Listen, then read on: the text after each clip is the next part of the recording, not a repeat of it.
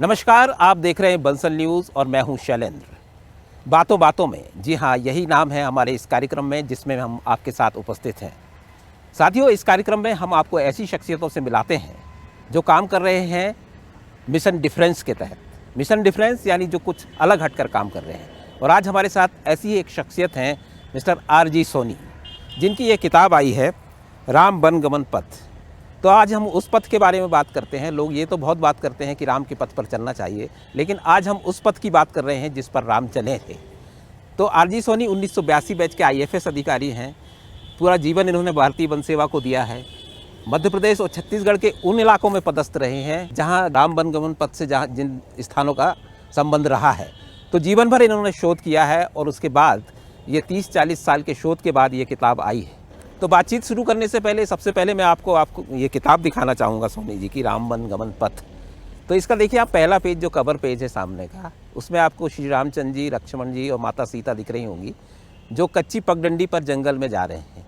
और अगर मैं इसको पीछे मोड़ूँ तो पीछे का जो कवर पेज है इसमें आपको दिखेगा पुष्पक विमान में सवार हैं राम, सीता और लक्ष्मण और हनुमान।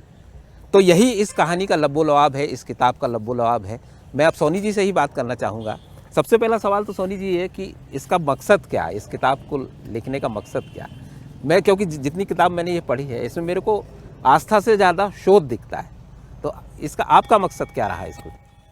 वास्तव में भगवान राम का जो वनगमन मार्ग का पथ है उसमें कई भ्रांतियां थी, इसलिए मैंने इस पर शोध किया कि आखिर वास्तव में किस रास्ते से गए और कैसे लौटे। तो जैसा आपने कहा कि इस किताब में पहले पैदल जा रहे हैं और इसके बाद पुष्पक विमान से आ रहे हैं, तो पहले तो पैदल गए, लेकिन इसके बाद जब समय कम था और उन्होंने 14 वर्ष पूरे होने के बाद शीघ्र ही आना था, 14 वर्ष पूर्ण होते ही आ जाना था, इसलिए उन्होंने रावण वध के बाद विभीषण से पुष्पक विमान लिया और पुष्पक विमान में चढ़ करके और सिर्फ 2 दिन के अंदर प्रयागराज पहुंच गए और तीसरे दिन अयोध्या पहुंच गए। लेकिन सोनी जी, मैं एक बात करूं आपको कि ये जो किताब के दोनों पृष्ठ हैं, इससे अलग भी हट के मैंने कुछ चीज़ पढ़ी जिसके बारे में बहुत कम बात होती है। आपने ये भी लिखा है इस किताब में कि रामचंद्र जी अपने बाल्यकाल में जनकपुर तक कैसे गए थे, जहाँ उन्होंने असुरों से मुकाबला किया। तो वो पथ भी आपने बड़ा स्पष्ट तरीके से लिखा हुआ है। बिल्कुल, आपने सही पढ़ा है। भगवान राम की उम्र जब 15 वर्ष की हो गई तो विश्वामित्र जी ने कहा कि अब भगवान का अवतार हो गया है और राक्षसों को मारने के लिए भगवान ही सक्षम है। इसलिए वो अयोध्या आकर के दशरथ से अपनी यज्ञ रक्षा के लिए राम और लक्ष्मण को मांगते हैं। पहले दशरथ जी आनाकानी करते हैं, बाद में वशिष्ठ जी के समझाने पर वो दे देते हैं। तो जिस रास्ते से गए भगवान राम, अयोध्या से पहले विश्वामित्र के सिद्ध आश्रम पर गए और फिर वहाँ जनक जी से बुलावा आने पर वहाँ से वो जनकपुरी गए।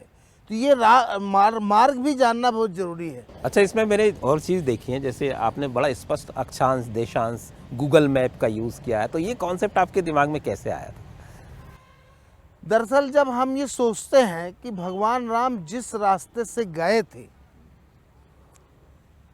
उस रास्ते पे अगर पदयात्रा करनी हो तो सुगमता कैसे होगी, तो पहले तो किस रास्ते से गए गूगल मैप में दिखाएं, फिर जो बीच बीच के मार्ग हैं जहाँ जिन ऋषियों से मिले और जैसे गए उसको हम अक्षांश देशांतर लिख दें तो कोई भी व्यक्ति उस मार्ग पर चल सकता है। और तुलसीदास जी ने ये बिल्कुल सही कहा है, पहले ही पेज में लिखा हुआ है कि अजहु जासु उर सपने हुकाऊ, बसही लखन सिय राम बटाऊ, राम धाम पथ पाई सोई, जो पथ पाओ कबह मुनि कोई। मतलब आज भी अगर किसी के स्वप्न में भी भगवान राम, लक्ष्मण और सीता बटोही रूप में आ जाएं तो उसको वो गति मिल जाएगी जो मुनि लोग ध्यान करके भी नहीं पाते हैं। देखिए सोनी जी, ये तो आपके अंदर का जो शोधार्थी है वो बोल रहा है, लेकिन अगर मैं आस्था की बात करूं तो आपका जन्म ऐसे क्षेत्र में हुआ है जहां से बहुत करीब रामचंद्र जी ने 12 वर्ष बिताए। तो क्या ये आपके दिमाग में उसी वक्त बैठ गया था जब आप अपने छात्र जीवन में थे कि इस पर एक किताब आना चाहिए रामचंद्र जी के वनगमन पथ पे। फिर आप 30-40 साल अपनी सर्विस में विभिन्न स्थानों पे रहे और ये नियति थी कि आप उन स्थानों के बहुत करीब रहे जहाँ से राम वनगमन पथ गुजरता है। तो ये बीज किताब के क्या आपके उसी छात्र जीवन में पड़ गए थे? ये मेरा सौभाग्य है कि मैं उस विंध्य प्रदेश की धरती में पैदा हुआ जहाँ भगवान राम 14 वर्ष में से 12 वर्ष रहे चित्रकूट में। मेरा घर उससे बहुत नज़दीक है और मेरे गांव से भी होके भगवान राम गए हैं। कक्षा चौथी में पढ़ते समय ही मेरे पिताजी ने, जो कि प्रतिदिन रामचरितमानस का पाठ करते थे, मैं भी करने लगा। और ऐसा मुझे लगता है कि भगवान राम ने मुझसे ही लिखवाने की ठान ली थी, इसीलिए मेरी एक बरबस पोस्टिंग चित्रकूट क्षेत्र में हुई, जहां मैं लगभग 1.5 से 2 वर्ष रहा। अब आपसे बात करेंगे पूरा निरंतर कि कैसे कैसे ये किताब डेवलप हुई, किन किन रास्तों में। इसमें मैं अगर आपको बताऊं तो 3-4 पार्ट में हम इस किताब को बांट सकते हैं। पहला, जब अयोध्या से जनकपुर तक गए जब बाल्यकाल में, उसके बाद चित्रकूट तक, और चित्रकूट से फिर पर्णकुटी तक यानी कि पंचवटी तक, और फिर पंचवटी से किष्किंधा तक, और किष्किंधा से लंका तक। तो ये पूरा सफ़र सोनी जी हमको विस्तार से बताएंगे, साइंटिफिक तरीके से भी और आस्था की दृष्टि पे भी। तो सोनी जी, अभी तक तो हमने बात की कि अयोध्या से वो पहला पार्ट जो बाल्यकाल में वो जनकपुर तक गए, फिर उनकी शादी हुई अयोध्या में, और फिर वनवास की बात आती है। तो अब ये सबसे इम्पोर्टेंट पार्ट है राम वनगमन पथ का, जब वो अयोध्या से चलकर चित्रकूट तक पहुँचे। तो ये आपने कैसे इसका शोध किया और कौन कौन रास्ते, और जो बातें कही जाती हैं, बहुत सी किताबें भी आई, सरकार भी एक सर्किट पर काम कर रही है, उससे मैच खाता है या इसमें कुछ डिफरेंस है? आपका जो शोध कहता है बैठ। देखिए, अभी तक जो ज्ञात है और जो केंद्र सरकार के उसमें भी है राम वनगमन पथ पे जो चल रही है या किसी स्टेट में जो चल रहा है, उसमें बहुत भिन्नता है। वास्तविक राम वनगमन पथ जो है, जो मैंने इसमें दर्शाया है, वो वाल्मीकि रामायण सम्मत और पुराणों के सम्मत है। उसके आधार पे मैंने बताया है, जो कि यथार्थता सही है, उसका प्रूफ है। तो ये अंतर है इसमें जो मैंने इसमें बताया। अच्छा, मैं टोक रहा हूँ आपको, जैसे वाल्मीकि रामायण और तुलसी रामायण है, तो जाहिर है आपने दोनों की काफ़ी अध्ययन किया है।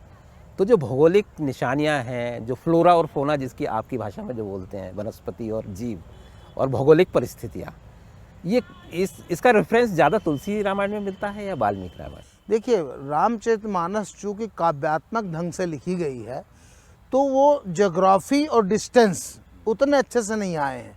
जगहों के नाम तो आ गए हैं, पर कई मिसिंग लिंक हैं। तो वाल्मीकि रामायण में ज्योग्राफी, भूगोल और जगह, स्थान और दूरियां बहुत सटीक दी गई हैं। तो आधार इसलिए वाल्मीकि रामायण का आधार लिया है। फिर स्कंद पुराण और पद्म पुराण, विष्णु महापुराण, ये सब का भी आधार लिया है। कुछ चीज़ें उसमें से भी मिली हैं। तो ये चित्रकूट की काफ़ी लंबा 12 वर्ष का ऐसा कहा जाता है कि 12 वर्ष वहाँ रहे राम। तो चित्रकूट में और क्या आसपास भी सबूत मिलते हैं जो आज भी विद्यमान हैं, लोक कथाओं में या भौगोलिक चट्टानें या गुफाएं, या जो प्रचलित हो जाती हैं कि श्री राम से जुड़ी हुई हैं? जैसे चित्रकूट में जो पर्वत है उसमें काफ़ी राम के चिन्ह है, ये वो लोक कथाओं में। तो इनका रेफरेंस भी आपने लिया है किताब में इसमें? बिल्कुल। भगवान राम की उम्र जब 27 वर्ष हो जाती है, तो ठीक 28वें वर्ष में उनका वनवास होता है। उस समय माँ सीता लगभग 18 वर्ष की थी, और जब 14 वर्ष वनवास करके भगवान आते हैं, तो 42वें वर्ष में भगवान राम पुनः राज्याभिषेक होता है। तो जब यहाँ से चलते हैं, चित्रकूट आते हैं, तो प्रयागराज से वो यमुना क्रॉस, आगे चल के यमुना क्रॉस करके, और ये वाल्मीकि रामायण में स्पष्ट उल्लेख है। प्रयागराज में भरद्वाज ऋषि मिलने के बाद भरद्वाज ऋषि ने बताया कि 10 योजन दूर चित्रकूट है। 1 कोस जाने पर यमुना को क्रॉस करने का बताया है। तो वहाँ से आज भी यमुना क्रॉस करने के बाद चित्रकूट के रास्ता जाता है। उसी बीच में वाल्मीकि जी का आश्रम है, जो यमुना किनारे है लालापुर में। ये बहुत कम लोग जानते हैं, जो कि लगभग 25 किलोमीटर दूर है यमुना क्रॉस करने के बाद। और वहाँ से चित्रकूट लगभग 70 किलोमीटर है।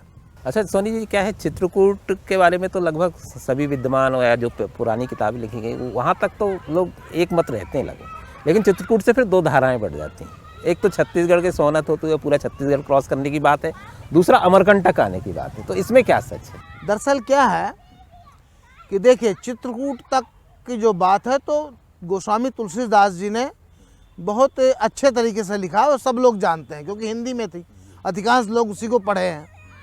लेकिन वाल्मीकि रामायण चूँकि संस्कृत में थी पहले, इसलिए उसको कम लोगों ने पढ़ा है, इसलिए आगे का मार्ग नहीं पता चल पाता उनको। चित्रकूट में कामदगिरी में भगवान रहे मंदाकिनी के किनारे, और मौनी अमावस्या के दिन तुलसीदास जी को संवत 1607 में भगवान राम के दर्शन भी होते हैं, हनुमान जी की आशीर्वाद से, उनके कृपा से। तो जगह जगह चित्रकूट में जहाँ जहाँ भगवान गए उसके पद चिन्ह हैं, जैसे कि स्फटिक शिला है, भगवान राम का ये है, कामदगिरी है, मंदाकिनी नदी है, ये सभी चीज़ें हैं, अनसुईया आश्रम है। तो यहाँ तक तो पूरा पता है कि अनसुईया आश्रम तक गए चित्रकूट के बाद से। इसके बाद मिसिंग लिंक है जो कि वाल्मीकि रामायण में लिखा हुआ है। अब जैसे यहाँ से सरभंग ऋषि का आश्रम जाते हैं तो विराध राम का राक्षस मिलता है पहले। सरभंग ऋषि अगर अब वर्तमान में हम किस जिले में पड़ेगा कहें तो? सतना जिले में ही। सरभंग ऋषि के जाने से पहले विराध राक्षस मिलता है, जिसको भगवान मारते हैं, और वो बताता है कि आधा योजन की दूरी पर, मतलब 2 कोस दूरी पर सरभंग ऋषि रहते हैं। मारने के बाद वो बताता है। तो सरभंग ऋषि से मिलते हैं, और सरभंग ऋषि के आश्रम के पास ही जब सरभंग ऋषि इंतजार कर रहे होते हैं, अत्यंत उच्च स्तर के महात्मा थे, जो ब्रह्मा के लोग जा रहे थे लेकिन रोक लिया था अपने आप को। जात रहो बिरंच के धामा, श्रवण सुनो बनाई है रामा, तो आपके लिए दर्शन के लिए रुका हुआ था। तो फिर योगाग्नि से अपने आप को ब्रह्मलोक ले जाते हैं, वो पहुंचा देते हैं। और भगवान राम इसके बाद जैसे निकलते हैं तो बहुत सा हड्डियों का समूह देखते हैं जो राक्षसों ने मार मार करके खा रखी थी। यानी इन आश्रमों से बाहर कोई निकला तो राक्षस मार के खा जाते थे। इन ऋषियों के डर के मारे नहीं आते थे, जो तेजस्वी ऋषि थे। तो वहाँ पे भगवान राम ने प्रतिज्ञा की, ये कम लोग जानते हैं, कि निश्चरहीन करो मई भुज उठाए प्रणकीन, सकल मुनिन के आश्रमन जाए जाए सुखदीन। तो वो जगह है सरभंगा के ठीक आगे सिद्धा पहाड़ पे, अभी भी वहाँ हड्डियाँ मिलती हैं उस पहाड़ के अंदर। तो इस तरह से इसके बाद फिर वो मेरे ग्राम बिरसिंहपुर होकर के सुतीक्षण आश्रम सुतीक्षण जी से मिलते हैं, और फिर मेरा ग्राम जो गृह ग्राम है बिरसिंहपुर, उसको क्रॉस करके और कोटर होके रामबन से फिर क्रॉस करते हैं वो सोन नदी, गुरसरी घाट, और वहाँ से जयसिंह नगर से शहडोल से नीचे रास्ते से होकर राजेंद्र ग्राम होकर के और अमरकंटक में महर्षि अगस्त से मुलाकात होती है। महर्षि अगस्त वहाँ रहते हैं। स्कंद पुराण में लिखा है कि महर्षि अगस्त का आश्रम जहाँ से नर्मदा निकलती है और जहाँ विंध्याचल और सतपुड़ा का मेल होता है, उस जगह पे आश्रम था। ये स्कंद पुराण में मिलता है। तो ये बड़ा मतलब पौराणिक एक सबूत है, पौराणिक सबूत है। अगस्त ऋषि ही वो ऋषि थे जिन्होंने भगवान राम को विष्णु का धनुष और इंद्र का अक्षय तूर दिया और अग्निबाण दिया, जिससे रावण मारा गया। अब ये अमरकंटक तक तो श्री राम हमारी सफ़र यहाँ तक आ गया। अब एक सबसे महत्वपूर्ण जिसकी बहुत चर्चा होती है, दंडकारण्य। तो दंडकारण्य के बारे में भी कई भ्रांतियाँ हैं, जैसा कि कई ग्रंथों में अलग अलग उल्लेख मिलते हैं। तो आपके शोध के अनुसार दंडकारण्य का जो वर्तमान लोकेशन है वो क्या है, कहाँ है? हाँ, वास्तव में श्रुति के आधार पर, कई जगह गांवों के नाम के आधार पर लोग मान लेते हैं। जैसे नासिक में नासिका, नाक से, कहाँ शूर्पणखा की नाक कटी थी, नासिक को पंचवटी मान लिया गया, जबकि वो दंडकारण्य नहीं है। अच्छा, महाराष्ट्र तरफ गई नहीं। दंडकारण्य बस्तर का पूरा एरिया दंडकारण्य कहलाता है। अमरकंटक से नीचे, विंध्याचल से नीचे, विंध्याचल श्रेणी है, दंडकारण्य बस्तर का पूरा एरिया दंडकारण्य, धमतरी, कांकेर और ये सब एरिया होकर के। और अमरकंटक से क्योंची से फिर बेलगहना अकलतरा, सबरी नारायण, और वहाँ से उधर क्रॉस करके धमतरी तरफ से उधर से क्रॉस करके अच्छा, यहाँ बस्तर जाते हैं। रोक रहा हूँ। शबरी नारायण एक बड़े प्रसिद्ध स्थान है और आज भी माना जाता है कि माता सबरी का वो स्थान है। तो आपके शोध में वही सबरी स्थान है? नहीं, वो सबरी स्थान नहीं है, वो भगवान विष्णु का मंदिर है जो सबरी के भगवान सबरी नारायण, वहाँ से महानदी क्रॉस करते हैं। और दंडकारण्य जो अभी पंचवटी है, जिसका नाम है पर्णशाला, वो गोदावरी नदी किनारे बस्तर के लास्ट में, अभी जो तेलंगाना का खम्मम जिला है वहाँ पे मंदिर है, वहाँ पे गोदावरी धनुषाकार है। तो वास्तव में पर्णशाला या पंचवटी तेलंगाना जिले में थी, जो बस्तर का अंतिम किनारा है, वहाँ पे पंचवटी थी, वहाँ पे माँ सीता का अपहरण हुआ था।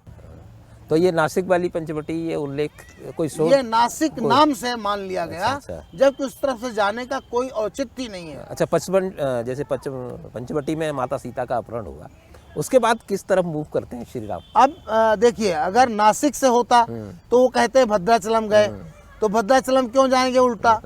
तो उनको पता लग गया दक्षिण में गए हैं। तो ये जहाँ पे ये जगह है तेलंगाना में है, तेलंगाना में खम्मम के पास पर्णशाला, इससे थोड़ी दूर पे भद्राचलम है। अच्छा, तो भद्राचलम से ही गोदावरी क्रॉस करके और सीधे वो अभी का तेलंगाना, आंध्र प्रदेश, कर्नाटक क्रॉस करके वो डिंडीगुल जगह पे जाते हैं, जहाँ किष्किंधा का उल्लेख? हाँ, डिंडीगुल जहाँ जाते हैं वहाँ पे दो तरफ पर्वतशालाएं हैं, वहाँ पे कमंद राक्षस मिलता है। तो वो कहता है, वाल्मीकि रामायण ने लिखा है कि आप पश्चिम की रेंज पकड़ के जाइए, वहाँ सबरी मिलेगी। तो वहाँ से जब जाते हैं, ये ज्योग्राफी से पता लगता है कि पश्चिम दिशा में जाने पे सबरीमला मिलता है। और सबरीमला ही, मतलब जो छत्तीसगढ़ का हम सबरी टेम्पल मानते हैं, एक्चुअली वो सबरीमला है केरल का। सबरीमला जो केरला का, जहाँ अयप्पा का मंदिर है, वहाँ सबरी रहती थी। और वहाँ पर ही पंपा सरोवर था, और उससे नीचे पंपा नदी बहती है। कई लोग हम्पी में केरल कर्नाटक के किष्किंधा मानते हैं, जबकि वो सही नहीं है। हाँ, मैं वहीं आ रहा था। क्योंकि पंपा नदी जो है सबरीमला के नीचे बहती है। तो जब मैंने शोध किया, मैं वहाँ गया, तो मैंने पूछा नदी ये कौन सी? बोले पंपा नदी है। फिर पहाड़ जो सामने दिख रहा था, मेरे समझ से ऋषिमुख पर्वत होना चाहिए। आज उसका क्या नाम लेते हैं? तो लोकल केरलाइट ने कहा कि इसका नाम है बाली केरा मलाई, जहाँ बाली नहीं जा सकता, मतलब ऋषिमुख पर्वत। और ब्रह्मांड में एक ही जगह थी, एक योजन विस्तार की, जहाँ बाली नहीं जा सकता था, वो था मतंग ऋषि का आश्रम। वहीं सुग्रीव रहता था, वहीं पे सीता जी ने अपने वस्त्र में फाड़ करके आभूषण उसमें गिराए थे, सुग्रीव को मिले थे। फिर किष्किंधा से रामेश्वरम। फिर अब यहाँ से किष्किंधा की दूरी जब तय करते हैं, तो उसमें एक उल्लेख आता है कि बाली ने दुंदुभी नाम के राक्षस को मार करके अपने नगर के द्वार से 1 योजन दूर फेंका था, और जो यहाँ मतंग ऋषि के आश्रम में यानी ऋषिमुख पर्वत पे गिरा था। जब इसको 1 योजन बैक ट्रैक करिए, आगे जाइए, तो वो राजा पलायम एक जगह है, जहाँ पर आज का राजा पलायम जो तमिलनाडु में है, वहाँ पे किष्किंधा थी। और वो जो बीच में पर्वत पड़ता है केरल और तमिलनाडु के, उसको वाल्मीकि रामायण में प्रवर्सन पर्वत कहा है, रामचरितमानस में भी कहा है। प्र माने अधिक वर्षा का क्षेत्र, आज भी वो सबसे अधिक वर्षा का क्षेत्र है। और उसके बाद किष्किंधा है, और किष्किंधा से नाग की सीध में सीधे होकर के धनुषकोटी जाते हैं। हाँ, तो उसमें भी ज्यादा विवाद नहीं है, वहाँ किष्किंधा से लेकर रामेश्वरम तक। किष्किंधा में भ्रम है, तो मैंने शोध करके बताया कि किष्किंधा ये है। पंचवटी भी आपके हिसाब से जो है पर्णपात जो खम्मम में है, हाँ, और किष्किंधा का भी हम्पी में नहीं होके राजा पलायम में तमिलनाडु। तो आपके शोध में ये 2 महत्वपूर्ण बातें ये दोनों बड़े महत्वपूर्ण पड़ाव हैं। तो सोनी जी, अभी तो हमने पूरी बात कर ली कि राम वन कमल पथ पूरा अयोध्या से लेकर श्रीलंका तक का। अब मैं आपसे आपका एक ऐसा क्वेश्चन पूछना चाहूँगा जो मेरे मन में बहुत देर से उभर रहा है कि आपकी जो प्रोफाइल रही है, एक IAFS अधिकारी की रही है, और जो तरीका होता है IAFS अधिकारियों का काम करने का, जैसे वर्किंग प्लान जब आप लोग बनाते हैं तो बहुत डिटेल में जाते हैं, तो वो जो विधा है वो इसमें काम आई होगी आपके? बिल्कुल, क्योंकि हम लोग जंगल के मैप देखते हैं तो प्रभु राम के जो वनगमन का है, जी, तो वन अधिकारी के सिवाय और कौन लिख सकता था। हाँ बिल्कुल और भगवान ने मुझे चुना है जी। क्योंकि मेरी जबरदस्ती पोस्टिंग बस्तर हुई थी।